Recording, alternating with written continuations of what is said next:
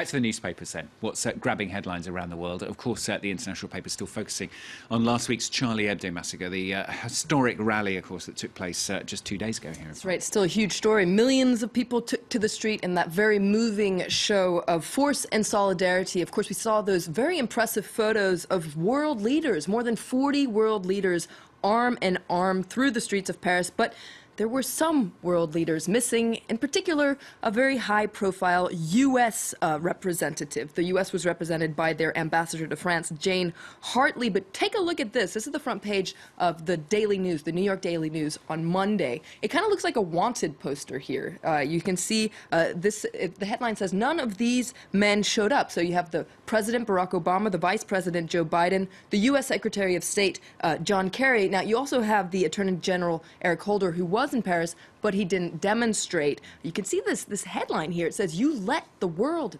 down." Very, very harsh front page there for the Daily News. Republicans as well have taken advantage of this opportunity to lash out against Democrats, and especially the President, Barack Obama, accusing them of being cowardly. Now, the Washington Post reports on the fact that, well, yes, the U.S. is indeed embarrassed by this oversight and has repeatedly apologized for not sending someone more high profile. Oversight is one word, isn't it? Now, many papers are also looking at what lies next for France. That's right. It's very interesting. We saw, of course, in the French press, that's the major theme of the day, but many papers abroad as well, especially European papers. Le Soir, a Belgian paper, has an 18-day special on this, and you can see here they're talking about how after the immense emotion that poured out onto the street, the time has come for answers. And in its editorial, it focuses on the fact that in the immediate future, lots of people have been calling to increase security, whether it's here in France, but also in Europe.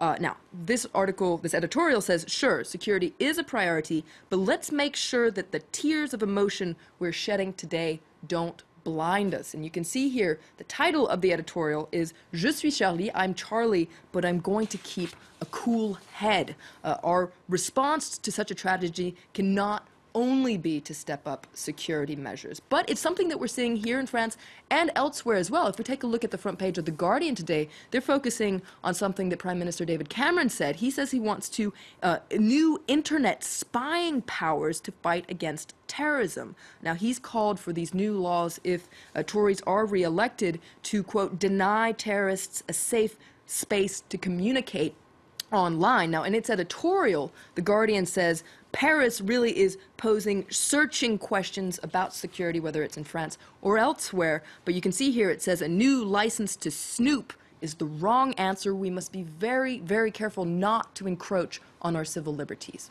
And meanwhile, many papers are focusing on Charlie Hebdo. Of course, the satirical magazine set to publish its post-attack issue tomorrow, in fact, here in France. It's already, though, given readers a sneak peek of its front page. Absolutely. Let's take a look. Charlie Hebdo is staying true to its nature, Sure is, defiant and controversial. This is Charlie Hebdo, the issue that's coming out tomorrow, so 1 week exactly after the attack.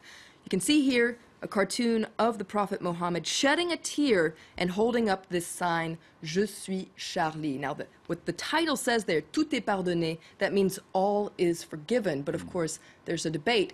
Who is doing the forgiving and who is receiving the forgiving? Exactly. Yeah. Now, this was drawn by Luz. Luz is one of the surviving cartoonists from Charlie Hebdo. He was supposed to be at that deadly editorial meeting. He slept in because it was his birthday, so I was very lucky for him. In a recent interview, though, with Les Arocs, that's a magazine here, he said that it was hard to have become a symbol for so many things that Charlie had always been fighting against. Charlie had always been trying to break down such symbols. So it's been very emotional for the staff to make this issue, this post-attack issue. They want to do more than just mourn their colleagues, Charbes, Cabu, Wolinski, Tues.